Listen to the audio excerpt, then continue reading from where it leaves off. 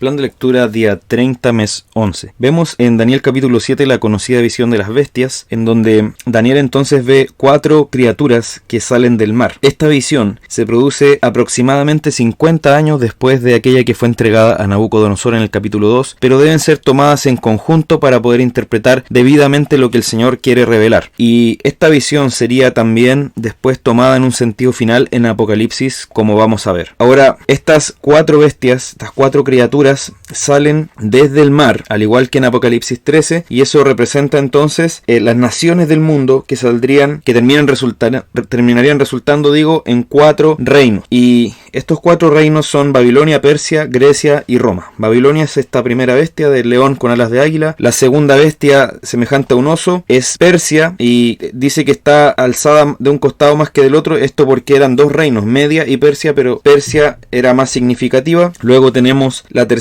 que era como un leopardo, que es Grecia, y por último una cuarta bestia que no se pudo encontrar un símil, un animal que pudiera compararse, y que representa a Roma. Entonces, y dentro de esta cuarta bestia sale un cuerno pequeño que sería después el que llama la atención de Daniel, y todo esto por lo espantoso y lo terrible que era esta última bestia, sin considerar que las otras ya eran espantosas y terribles. Ahora vemos que dentro de todo este concierto de reinos, el Señor sigue siendo soberano, sigue siendo el juez, y se presenta como el anciano de días, y se destaca ahí entonces su eternidad, su dignidad como Señor. Él es servido por millares y millares de criaturas y es puesto como un juez. Entonces él está a punto de dictar sentencia. Lo que se nos presenta acá es el escenario como de un juicio universal. Y uno podría decir, bueno, pero queda mucho para el juicio final. Sí, pero el Señor está constantemente ejerciendo su dominio, su gobierno sobre todo el mundo, sobre toda la creación, y por tanto él en este punto de la historia también está a punto de dictar una sentencia. Y vemos que le da el reino a uno que es como hijo de hombre, y de aquí nace el conocido título que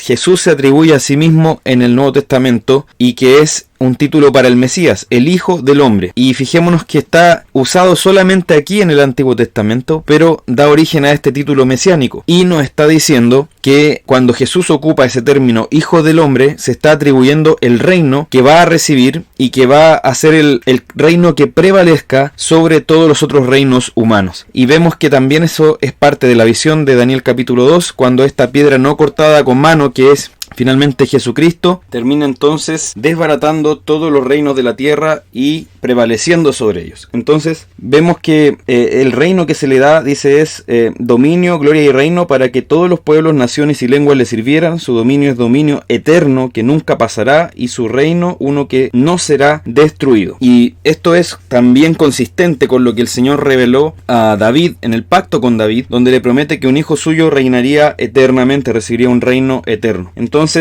vemos además que esta bestia final es la que también Juan toma en Apocalipsis, pero le da la característica de todas las otras bestias. Eso nos dice que también habría una bestia definitiva, un rey o un reino definitivo que se alzaría contra el Señor y se caracterizaría tal como esta bestia final que hubo acá, por la blasfemia contra el Señor, por alzarse ella misma como Dios y por la persecución contra los santos. Pero el Señor entonces va a establecer su reino en Jesucristo, se lo va a dar a sus santos, a pesar de que ellos van a sufrir entonces el asedio, la persecución de esta bestia, y este reino que le dé a su hijo y que van a disfrutar sus santos va a ser un reino eterno. Por eso esta visión nos debe dar el consuelo tremendo, la esperanza inquebrantable de que Dios gobierna sobre todo el mundo, que no hay reino que se le pueda oponer, y que a pesar de que en algún momento nosotros veamos que estamos siendo vencidos por algún reino terrenal, algún gobierno terrenal, nosotros sabemos que el Señor tiene la victoria sobre eso y está gobernando sobre eso, y sus propósitos y sus planes perfectos se cumplirán sin dudarlo. Ahora, esto también nos debe llevar a ver que es muy falso cuando se dice que la Biblia no habla de política. Por supuesto, como ya hemos dicho en reiteradas ocasiones anteriormente, no habla de política como el mundo lo hace, pero claro que sí habla de política. Imaginemos que acá estamos hablando de reinos, reyes, gobiernos y su relación con la iglesia, con el pueblo de Dios. Entonces claramente sí habla de política, y lo que nos dice es que el Señor reina y que su reino se va a establecer sobre todo. Y eso lo estamos viendo ya,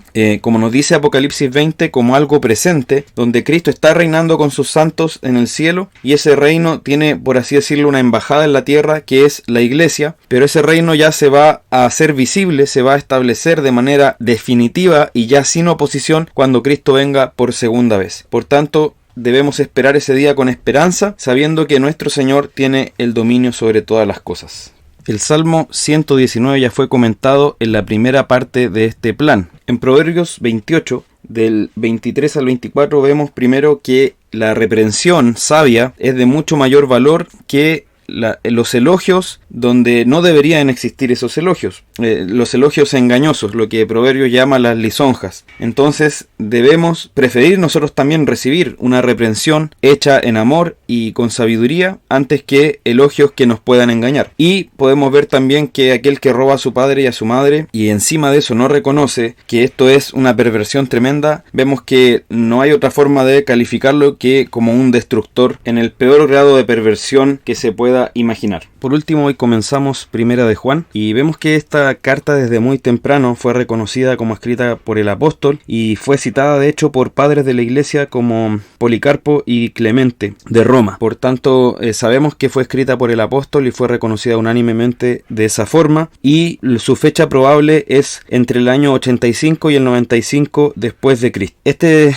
escrito habla sobre la seguridad personal de la genuina salvación. El apóstol fue claro en el propósito de escribir esta carta y era para justamente que sus receptores pudieran saber si habían recibido la vida. Y esa es también una de las cosas bastante claras en esta carta, que se hace un contraste entre los que pertenecen al Señor y los que pertenecen al mundo. Ya en el tiempo en que fue escrita había grupos de falsos maestros que estaban enseñando cosas bastante heréticas sobre el Señor Jesucristo, sobre su ser, por ejemplo negando que hubiera venido en cuerpo humano, y se llamaba la herejía del docetismo. Y también se estaban viendo formas tempranas de lo que se conoce como gnosticismo. Y entre otras cosas, lo que proponía esa herejía gnóstica era que el mundo había sido creado por una especie de semidios o dios malo, y que todo lo material era malo y que todo lo espiritual era bueno. Y eso también tenía implicancias morales, porque significaba que como el cuerpo ya estaba corrompido, entonces no importaba que viviera en inmoralidad, ya que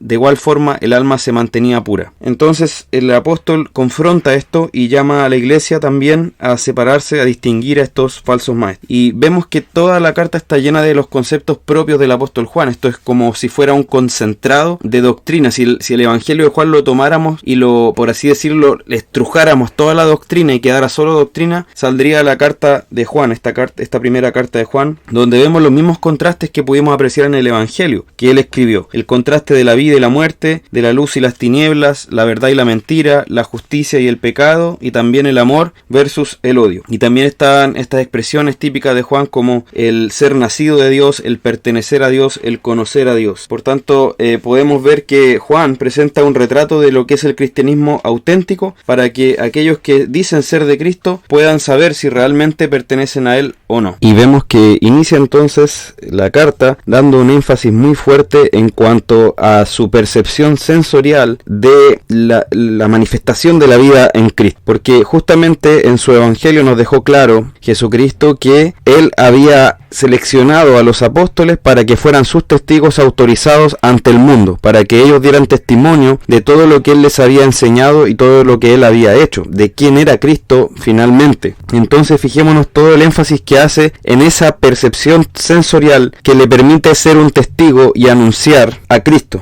Dice lo que hemos oído, lo que hemos visto, lo que hemos contemplado, lo que palparon nuestras manos. Luego de nuevo dice, hemos visto, testificamos, anunciamos, hemos visto y oído, y eso anunciamos. Entonces quiere que nos quede muy claro todo esto. ¿Y por qué esto es tan importante? Porque finalmente la comunión con Dios que nosotros podamos tener depende de que nosotros creamos el testimonio de aquellos que Él justamente apuntó como sus testigos. Si nosotros tenemos comunión con el testimonio de los apóstoles, entonces esa comunión nos lleva a Dios. Aceptar el testimonio de los apóstoles es finalmente poder conocer a Dios como Él se reveló. Por eso entonces es importante que nosotros, no solo importante, es esencial, es vital que nosotros recibamos este testimonio que nos están entregando, porque justamente al tener comunión con su testimonio llegamos a tener comunión con el Padre y con su Hijo Jesucristo. ¿Y cuál es el mensaje? Lo primero que Juan destaca, algo parecido a lo que hizo en su Evangelio, en el capítulo 1, es que Dios es luz y no hay tinieblas en él. Por tanto, eso se traduce a que en la vida de sus discípulos entonces debe estar caracterizada por la luz. Y eso significa un andar en santidad, en consagración, en comunión con Dios y no, por supuesto, en el pecado. Porque si decimos que tenemos comunión con Dios, pero andamos en el pecado, y ese andar en el pecado significa practicarlo en nuestra vida diaria como algo que aceptamos en nuestra vida, entonces si decimos conocer a Dios, pero andamos en el pecado, estamos mintiendo. Pero si andamos en la luz, es decir, si buscamos hacer la voluntad de Dios y esa es nuestra disposición constante, entonces dice, tenemos comunión unos con otros y la sangre de Jesús nos limpia de todo pecado. Ahora, es importante acá que debemos reconocer que somos pecadores. De hecho, el que niega que es pecador hace a Dios mentiroso y la verdad, por supuesto, no puede estar en él. Pero quien reconoce su pecado y lo lleva al Señor para que sea perdonado, entonces él puede aferrarse a esta promesa.